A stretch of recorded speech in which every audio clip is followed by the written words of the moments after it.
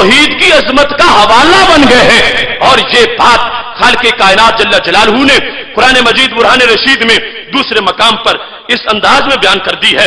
सूरा मरियम है, आयत नंबर 75 है।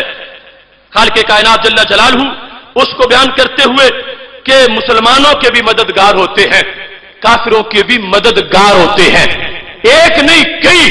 रब्बे जुल जलाल उन सबको सामने रखकर अपनी तरफ से इस बात पर इजहार फख्र भी करता है।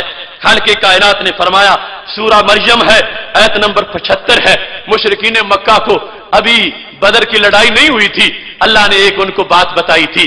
फरमाया हत्ता इज़ा रअू मा युअदून, फरमाया जब वो देखेंगे उस चीज को जिसका उनसे वादा किया गया है, इम्मल अजाब व इम्मस्साह, या अजाब दुनिया में या फिर क्यामत आ जाएगी। तो फिर फरमाया फसयअलमूना मन हुवा शर्रु मकाना व अदअफु जुंदा, रब बदर में पता चलेगा कि ताकतवर मददगार किसके हैं। रब्बे जुल जलाल ने बाकायदा चैलेंज किया, मन हुआ शर्रु मकान व अदअफु जुंदा, जुंद लश्कर है। इमाम सयूती और महल्ली कहते आवाना, मददगार इस जगह जुंदा। रब्बे जुल जलाल फरमाता है पता चल जाएगा बदर में कि किन के मदद करने वाली जातें ज्यादा ताकत वाली हैं। मदद करने वाली जातें जुंदा।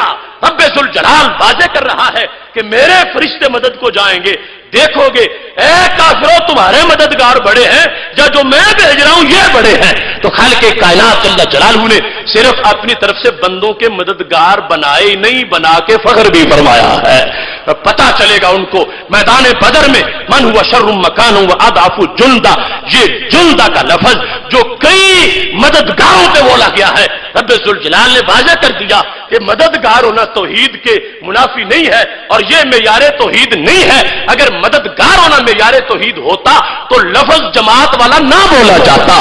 जुंद का लफ्ज जो पूरी फौज में बोला जाता है, पूरे लश्कर के बोला जाता है, रब्बे जुल जलाल ने बोलकर यह वाज़े किया मैं वो रब हूं जिसने हजारों करोड़ों मददगार भी पैदा फरमाए हैं।